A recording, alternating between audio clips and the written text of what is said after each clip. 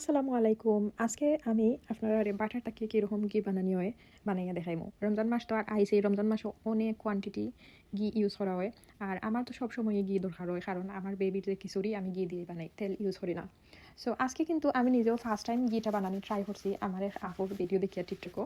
আসলে দীর্ঘদিন ধরে আমার ঘরও 1 কিলোর মতো বাটার ফালাইল আছিল। বাটার তো আর ব্রেডও লগে খাই না, যেগুলো আমরা বাংলাদেশে স্পেশালি সিলেটি মানুষে খুব কমই খাই।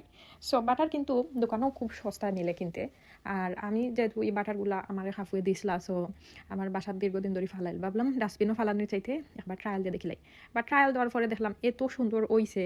সো আমি কিন্তু ভিডিওটা পুরো ক্যাপচার করছিলাম না, বাট পরে ভাবলাম যে তোমরাও শেয়ার করা উচিত। তোমরা যারা বাটার খাও না, গরো ফালায় রাখি দাও। তোমরা তো জানো যে ইউরোপ ঘির কত দাম, 1 কিলো ঘি মেবি 15-16 ইউরো।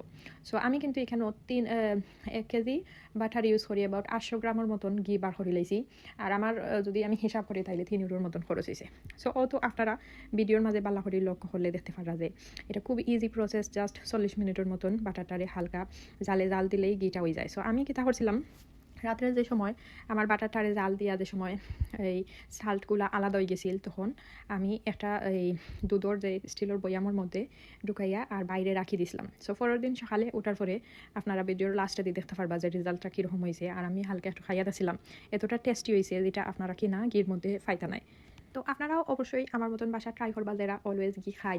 আর রমজান মাসে তো মোটামুটি সবার ঘরেই ঘি ব্যবহার করা হয়। সো আমি কিন্তু আরেকটা জিনিস কইতাম বলে গেছিলাম, যে আমি জাল দেওয়ার পরে যে উপরের যে এই ঘিগুলা এগুলা কিন্তু সাকিয়া আর এই আমার দুধের বই আমার ভিতরে পড়ছিলাম, আর নিচের যেগুলা এগুলা ফালাই দিছি।